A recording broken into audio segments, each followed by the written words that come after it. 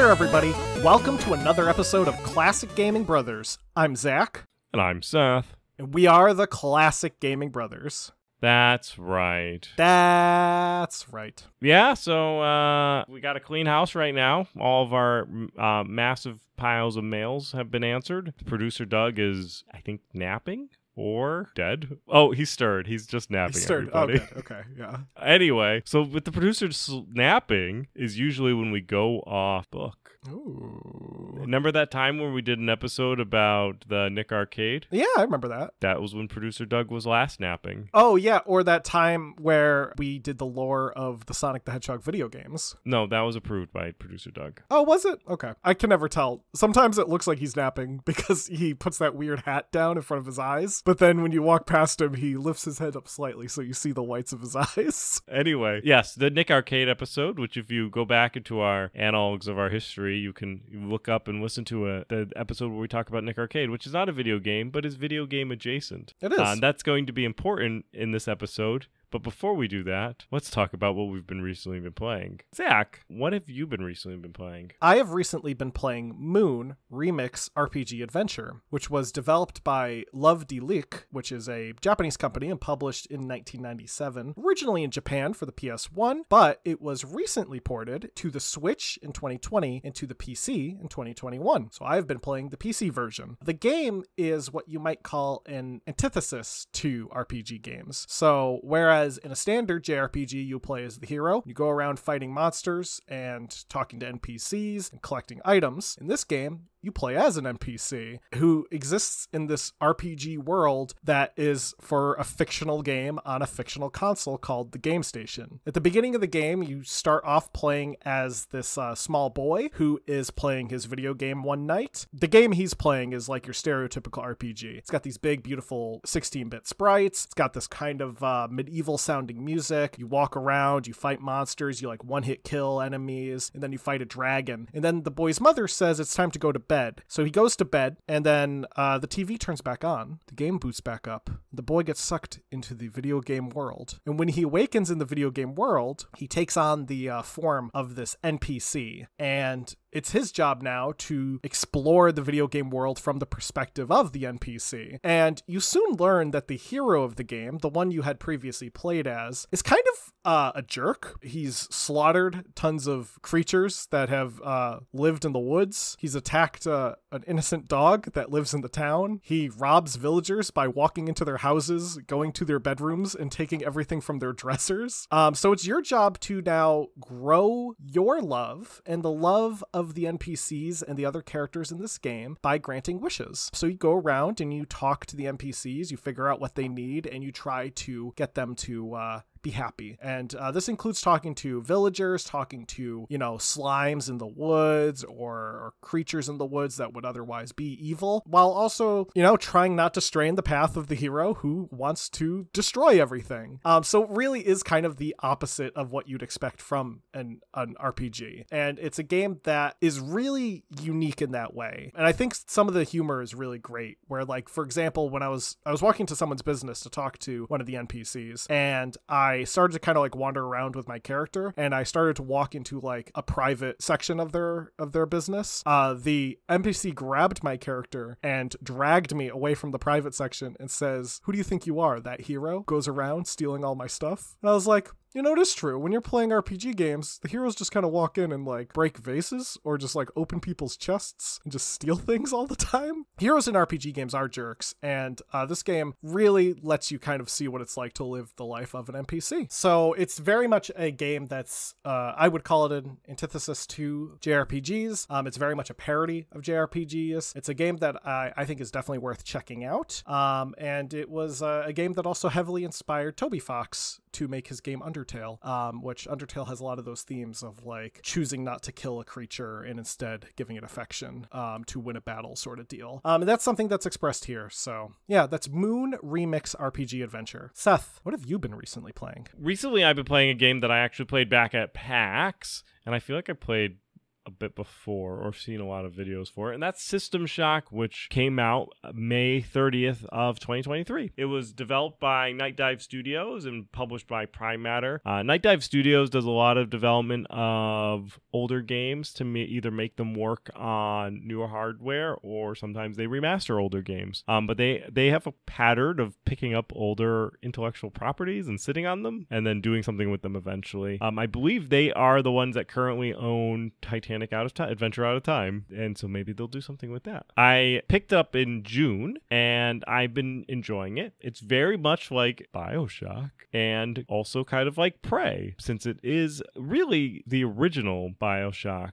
hence the shock in their name, right? So the System Shock, BioShock, and the Shock series, as it were, kind of evolved out of System Shock. System Shock plays a little more open world than BioShock, but a little less directional than BioShock. You're kind of on the space station, and you have an end goal to defeat Shodan, and that's pretty much it. You're really left to your own devices and figuring out where to go, how to get down, where to map, and all the maps are huge. You play as this hacker security guy of the space station, and you, at some point in time in the beginning of the game, you are responsible for taking the ethical constraints off of Shodan, and then you end up being on the space station, and then you have to fight Shodan because Shodan's killing everybody, possibly because it no longer has ethical constraints. And it's cool. I like it. It's first person, has like a collection vibe. It also has like where you go and Prey, where you can go to the recycling machine, you can like recycle to make other things. You can do that in System Shock. So you can either, when you pick up items, you can vaporize them into little cubes of junk, and then you can put the junks in the recycler, and you can get tokens, and you can use those tokens to buy upgrades or equipment. You can also carry around junk and recycle the junk. So junk will wield higher credits, but will take up more space. So carrying around, like, for example, a bedpan may take up 6 cubes of inventory, where recycling it will take up 1 cube of inventory. And you have to use like you've got to weigh the pros and the cons, because some things are better vaporized, some things are better recycled pure, I guess. System Shock is a faithful remaster of the original, and it also makes the game a whole lot easier to play. It's very traditional control scheme. It does have a lot to it, like the inventory, the map, there's like emails and like audio diaries and all that. So there's a lot to get into it, but it's presented in a way that is modern, but it's not changed. The game is very much still the same System Shock game from what I've read from people who've played the original System Shock. It's just very like clean and updated. Right. So Zach, what are we going to be doing about for the episode here? Yeah, well, while producer Doug is sleeping, we decided that we're going to take a look at something video game adjacent, and that is the lore behind the Sonic the Hedgehog comic series created by Archie Comics. So not to confuse it with the Sonic the comic created by Fleetway, or Sonic the Hedgehog created by IDW, which is the currently running series. But we're gonna talk about the lore that exists within these comics. It gets pretty weird, so stick with us. And to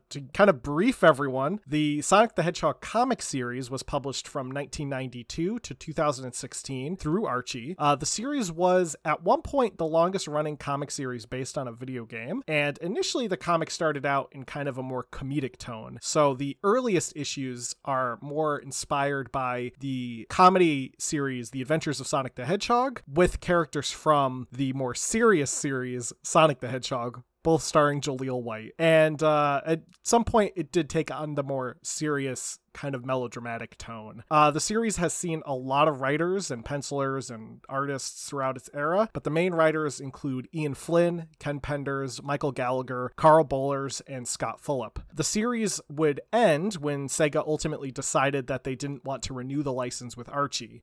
They wanted to essentially streamline the comics to be more in line with the games, plot-wise, and the current comic series, published by IDW and written by Ian Flynn, is actually considered canon to the games per Sega. Actually, recently in a Sega video they put out, they acknowledged the comics for the IDW series as being canon to the games, which is pretty cool because, before the games and the comics kind of existed as two separate entities, people could see the games as being similar but with their differences. And if you remember our Sonic lore episode, you're going to recognize some things. Some things are going to be familiar, but some things are certainly going to be way different. Let's start things off 12,000 years before Sonic, or as I like to call it, 12,000 years BS. Around this time in our history of Earth, the planet was not known as Mobius. It was known as Earth. During this time, animals were not able to speak, and at some point, a human named Dr. Ivan Kintobar, who was a scientist who worked on private military contracts, captured the only emissary of the alien race known as the Zorda. Using the alien's DNA and technology, Kintobar created Isaac, a hyper-intelligent robot who he would put into stasis. The Zorda attempted a peaceful communication with the Earth, but due to the capture of their emissary, they took this as an immediate threat, so they bombed the Earth with gene bombs, intending to destroy all life on the planet. Life was effectively eradicated, but the now molten Earth began to create primordial ooze, which, combined with the blah blah blah science that they have in the gene bombs, would help hyper-evolve a new race of humans, these being the four-fingered humans known as Overlanders. The bombings also damaged the DNA of the already existing animals, causing a rapid evolution to create what we would call the Mobians, which were Sonic's people. A portion of humans did in fact survive, non-Overlander humans. These humans survived in a bunker hidden underneath a volcano. I'm not quite sure why they were in a bunker under a volcano or how they survived gene bombs, but you know, they did, and this eventually sprawled into a metropolis that became known as Station Square, which will come up eventually later down in the line. Now,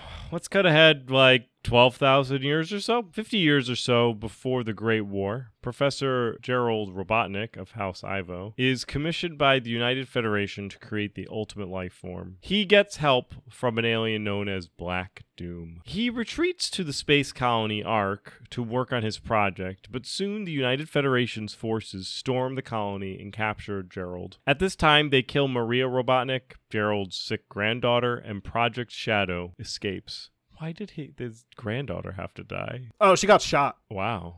Sonic comics are brutal. That happens in the game too. She runs to go help Shadow escape and she gets gunned down by a soldier. So when you said in the game, I only think of Sonic 2 as the game. So I was like, where does that happen in Sonic 2? Yeah, you don't remember the sprite animation of the child being shot by... Oh, man. Someone's got to do a demake of that game and put it in the Sonic 2. Now, in the comic, Maria, Robotnik's dead granddaughter, who's sick, she has NIDS, N-I-D-S. This is the Sonic comic version of AIDS. Shadow was created partially to find a cure for NIDS, and also partially to be a weapon. I don't know how a hedgehog who is very grumpy can both be a weapon and also cure NIDS, but apparently that's what he was found for. Well, Mobians and Overlanders don't really like each other, so much so that they eventually just go to war. The Mobians, specifically the kingdom of Acorn, they soon take in a defector, none other than Dr. Julian Kintobar, who offers to assist them by providing tactics and technology. Kintobar later gets permission to allow his nephew, Snively, to defect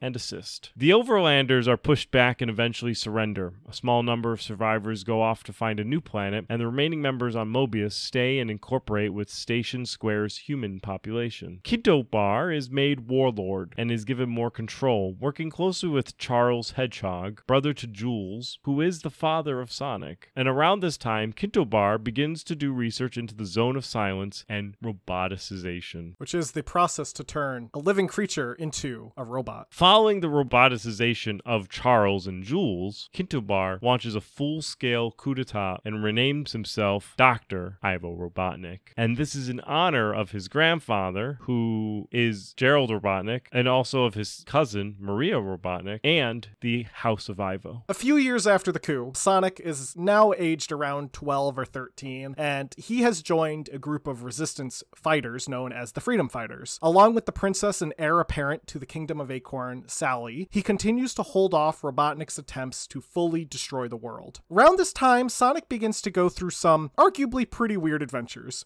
He accidentally one day accesses a wormhole that takes him to a new dimension where he meets his evil counterpart. He also is greeted at one point by another version of himself who comes from a universe where Robo Robotnik has destroyed everything and is planning to destroy the Prime universe. And Sonic also teams up with all these other selves to destroy Robo Robotnik. Robotnik. After this multiverse of madness, one may say, Sally's father, King Max, is found. He had gone missing into the Zone of Silence, and he's returned from his exile. However, he's gravely injured, and his body starts crystallizing. Knuckles, who is now in the picture, and is also not really good at his job of being guardian of the Master Emerald, because he's never on the floating island guarding the Master Emerald, is helping Sonic search for something called the Sword of Acorns, which he hopes to use to fix King Max and return him to his proper state. The end game. Sonic did it first. Yeah, Avengers did not do Endgame first. Sonic did Endgame first.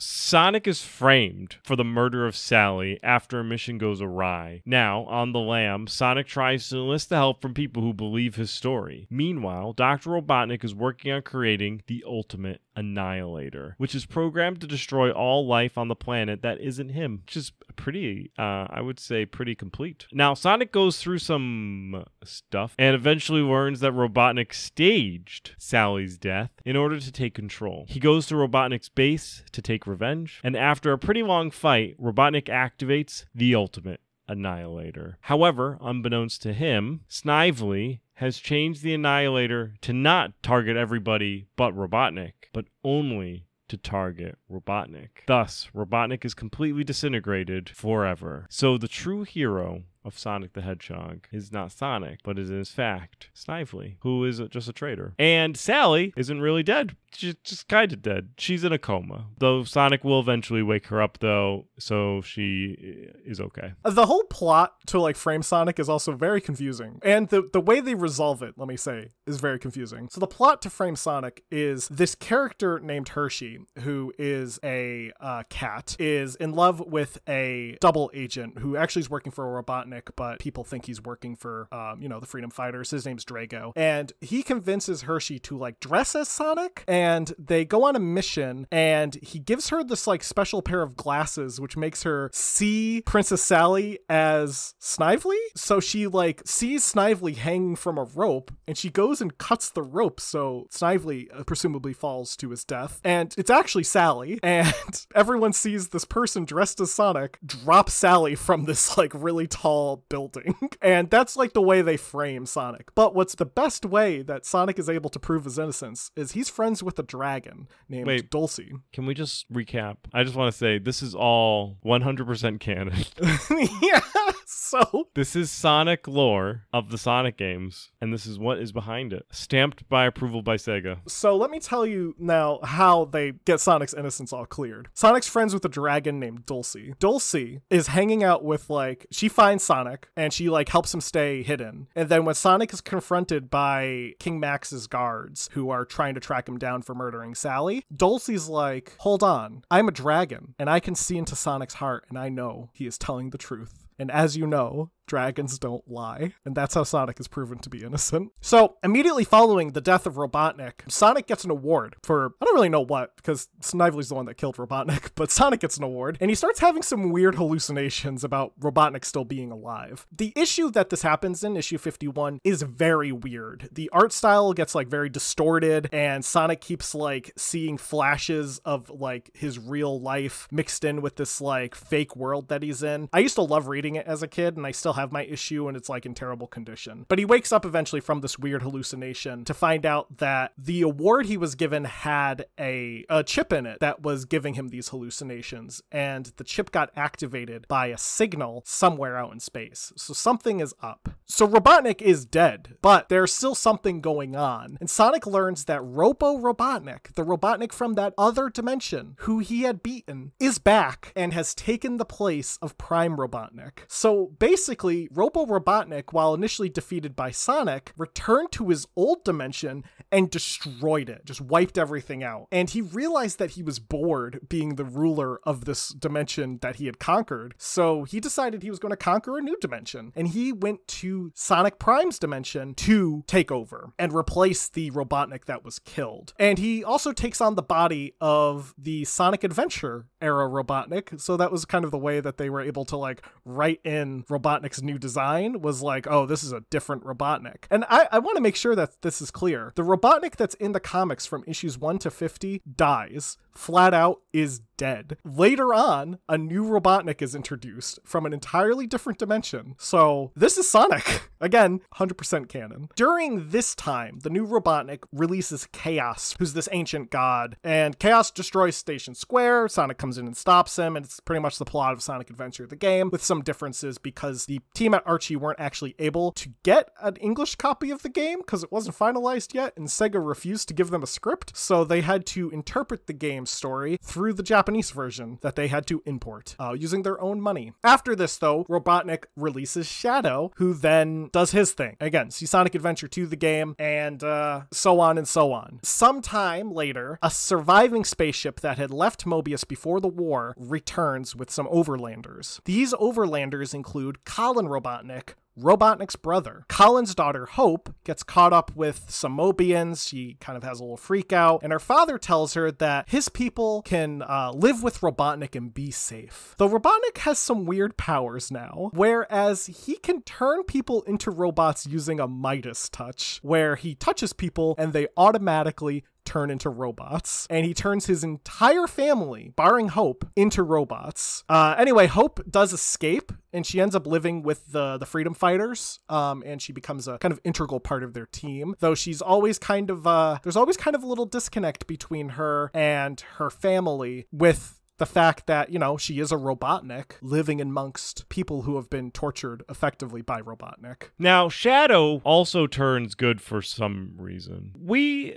think, based on our copious amounts of research, that because he's a chill guy, he ends up becoming really good friends with Hope because she looks a lot like Maria Robotnik, and he eventually just becomes good based on, you know, just being a nice guy. Also, a fun anecdote, with Robotnik's weird Midas touch powers, he could turn people into robots, either with or without free will. Basically, if the person chooses to become a robot, they retain their free will. He turns a bunch of the overlanders from spaceships into robots without free will and leaves them in a city of Robotropolis, while later the city gets nuked, meaning everyone inside the city is destroyed. All of this happening in a children's comic. A fun note on that, Sonic is partially responsible for the city getting nuked because he puts up a bubble around the city to make sure like the nuclear explosion doesn't go too far, and it just decimates the entire city and it's gone. Meaning like, and you don't see like any like surviving robots. All the people that were there are vaporized. Well, maybe they were killed when they became robots. I guess so. Sonic was trying to find a way to save them. He freed them. He didn't save them. I should also add here that while a ton of this is happening, a bunch of robot-sized Mobians from the First Great War gain their free will and return home. And while Mobians are rightfully confused, they deal with it and live with their robot families. And Mobians are animals, aren't they? Yeah, Mobians are like talking, walking animals. Yeah, so it's like this robot toucan comes back and lives with this toucan family. Yeah, so basically all these, effectively, they were Robotnik slaves. They were people that were robotized during the coup, just suddenly like regained their free will and just like come home. And they're like, yeah, we're normal now. And everyone's like a little weary of it. And there's a lot of prejudice going on for a bit. But then they kind of resolve it. And Sonic like lives with his parents. They're robots. But then the robot families disappear. And then they reappear as normal Mobians because some group of aliens called the Beam got bored. Yeah. So they essentially, at one point in time, the comic person is like, this is done with the robot family. They're now regular family. Maybe they forgot to draw them as robots. And we're like, we'll just make a plot to make it so that they're no longer robots. Well, there's this whole subnote about like Sonic's dad has to remain a robot because his injuries during the war were so bad that if he was turned back into a Mobian, he would just die instantly. And like there's this whole comic where like all the Robians disappear, they all return as normal except for Sonic's dad, who comes back as the robot, and Sonic's like, what? And Sonic legitimately thinks it's Robotnik's fault. He like goes to Robotnik and is like, why did you turn all the Robians normal except my dad? And Robotnik's like, I have no idea what you're talking about. So around this time, Knuckles is becoming more powerful, and he gets so super powerful that he also turns evil because power corrupts absolutely. He also turns green because green corrupts absolutely. And then when he's being evil Knuckles, he gets crushed when the building collapses because he had it coming to him. This is how he dies. He gets crushed by a building, and then he goes to Echidna Heaven. And when he comes back to life, he's very sad that he lost all his powers, but he also doesn't care. There is one panel of him acknowledging that he lost his powers. Is he also not green anymore? Yeah, he's red now. Oh, so he just goes... He's back to normal. Is Echidna Heaven kind of like Dragon Ball Heaven? No, he's like floating in in this void with a echidna lady who shows him all the stuff from his past and tries to explain to him that it's time to move on. And then he's like, it is time to move on. And he goes and moves on. And then he comes back and he's like, wait a minute, I don't want to move on. Send me back home. She's like, okay, but you're going to lose all your powers. And he comes back and he's like, oh, my powers are gone. And that's it. Is he still able to fly? Oh, yeah, he can still like glide and stuff. He just like can't do his like really cool powers that he had while he was green. Yeah, but he has his like natural echidna powers.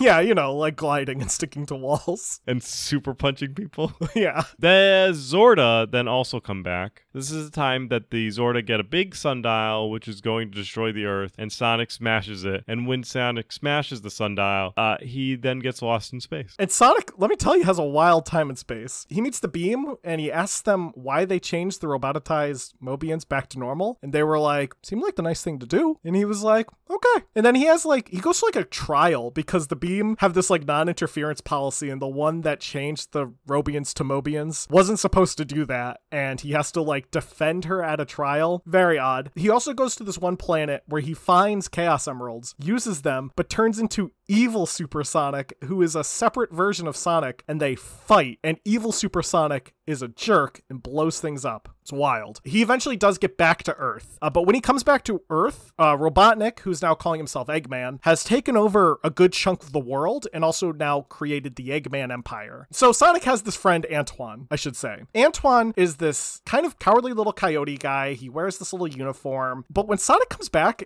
Antoine is like no longer cowardly. He's like stoic. He has this scar down his eye, and he's just like something happened to him. And everyone just thinks he got like messed up in the time that Sonic was gone, which was 1 year. But unbeknownst to everyone, Antoine was replaced with evil Antoine from the alternate evil dimension. Evil Antoine switched places with Antoine, and he plans to marry Sally and kill the king. Sonic stops him and finds regular Antoine, and regular Antoine comes back, and he's just as cowardly as he was before and no longer has the scar. Also, Knuckles, his mom has a baby, and that baby's name is Kneecaps. Kneecaps the Echidna. So wait, Kneecaps is Knuckles' half-brother. Half-brother. Yeah. Are they just members of a mob? I don't know. Well, so the baby's real name is Kneecapian, but they call him Kneecaps for short, which makes me think Knuckles' real name is like Knuckelodian or something. Like it's just... Knuckelodian. Now, to be honest, around the point in the comic, I personally fell off of it, but I did keep up with some plots. So there are a lot of different stories happening around this time that we're going to quickly summarize in a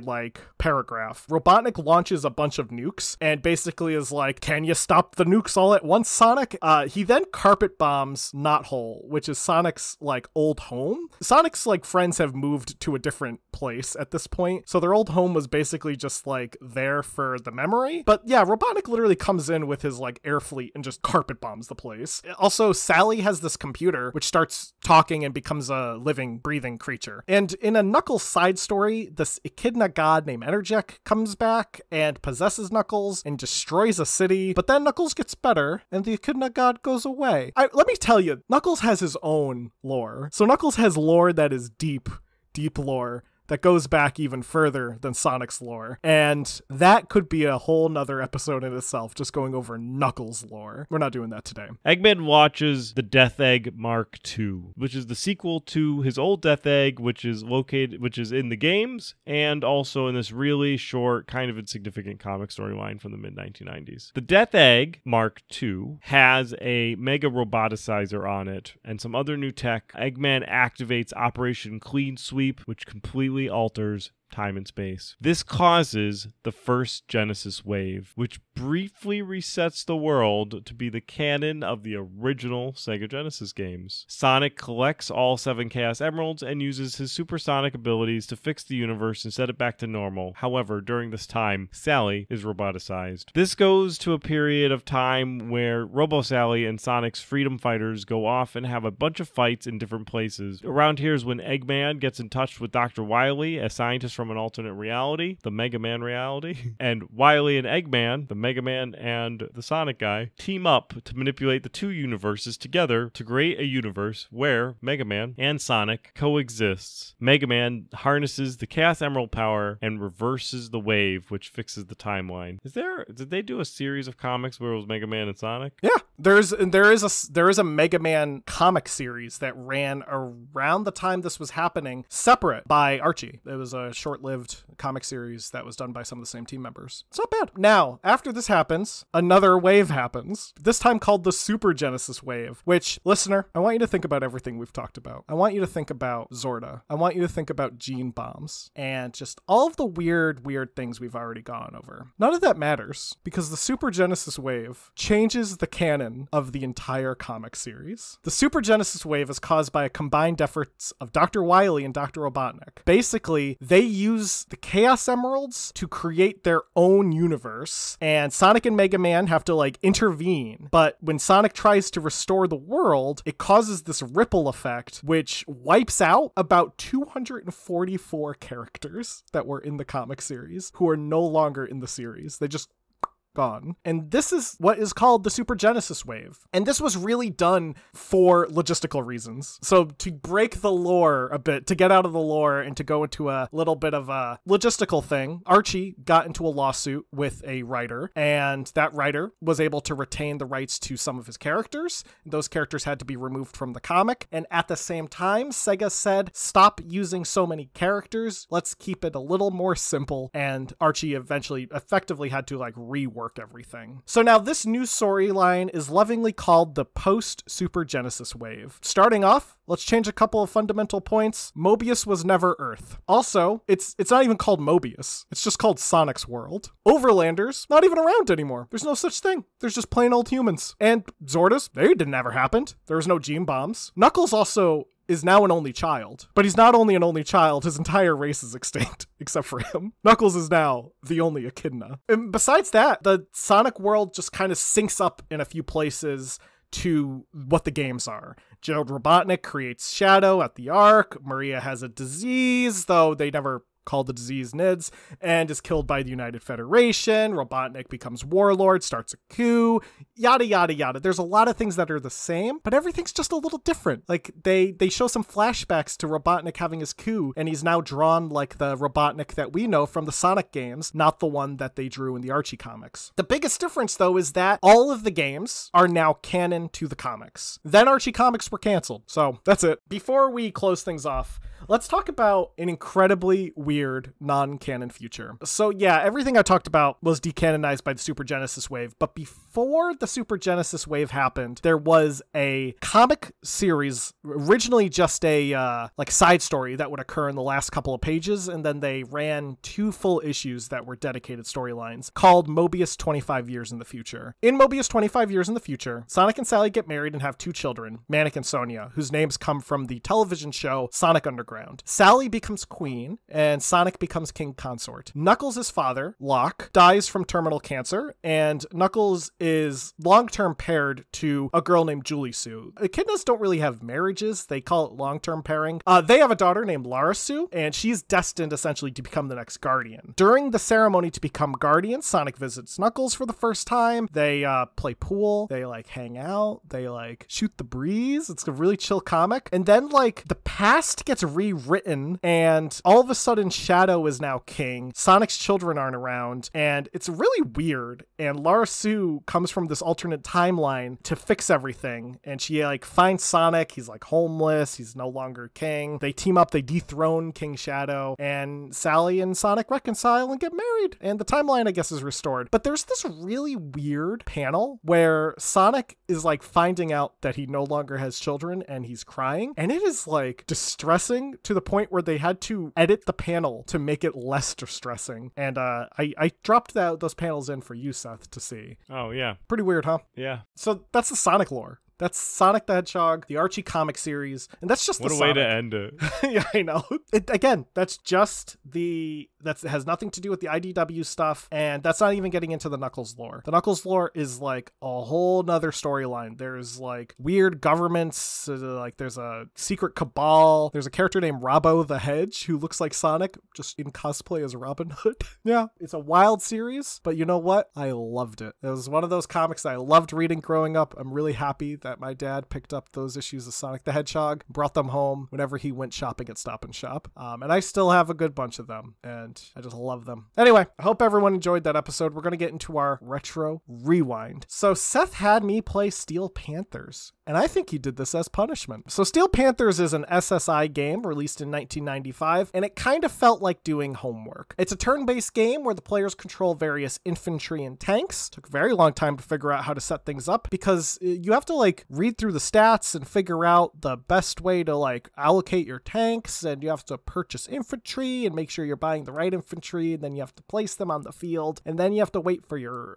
enemy to take a turn, and then you take a turn. It wasn't very fun for me. But in all fairness, the game actually was really well received when it was released. I looked into it. It sold 130,000 copies and had like a 90% in like every review magazine that I saw. But personally, I just wasn't a big fan of it. Maybe I need to give it a little more time, but I had trouble figuring out what exactly I was doing. The game doesn't really tell you, so you probably have to look up the instruction manual, like pull up the PDF, go through it. Does it hold up? If you're really into tactical war games, maybe. I am personally more into real-time strategy games, so maybe next week we can talk about a real-time strategy game. Does that sound good, Seth? We'll talk about maybe the dawn of a real-time strategy game. Yeah, sounds good. Anyways, Seth, I want you to play North and South for the NES. I hope this is also not a punishment. It's actually supposed to be, I think, an okay game. I am sad that you didn't like Steel Panthers. Zach had me play Alien vs. Predator for the SNES, released back in 1993 and developed by Jordawan. And on a scale of beat-em-ups, with the X-Men arcade game being S tier and the Baby's Kids game being F tier, Alien vs. Predator falls decidedly in D plus C minus tier territory. It's playable. The Predator is slow and the aliens are not. And they come at you with giant health bars, and you have to punch them very slowly or use your various weapons that you can pick up or that you also have. You have like a shoulder gun you can shoot over your shoulder, and it's just the saddest little gun that just is like pew while you're fighting like hordes of aliens. You get power-ups in it that are cool. You can go invisible like Predator. You can get spears that Predator has and shoot them. But the Predator just moves so slow in this game. And the backgrounds aren't that great. It's just like the same drab sewer background. I didn't get really far in the game because Predator just moves so slow, and the aliens do not. Honestly, there are better beat-em-up games out there that you can play. You could probably just pass on this one. Zach, you can play Outlaws for the PC. Nice. Next time. Well, thank you everyone for listening. If you enjoyed listening to us talk about the Sonic the Hedgehog comics, let us know. If you want to hear about what the Knuckles comics are like, let us know. Either we'll record an episode, or I'll just send you the weird amount of notes I have on that comic series. Some wild stuff. Anyway, if you want to reach out to us, you can email us at classicgamingbrothers@gmail.com. We're available on Facebook, Classic Gaming Brothers, Instagram, Classic Gaming Brothers, Twitter, CG Brothers Pod. We're also available wherever podcasts can be listened to, be it iHeartRadio, Podbean, or maybe even iTunes. We're everywhere. Anyway, Seth, with that, is there anything I'm forgetting? Don't play games like my brother. And don't play games like my brother. I've been Seth. And I've been Zach. And we've been the Classic Gaming Brothers. That's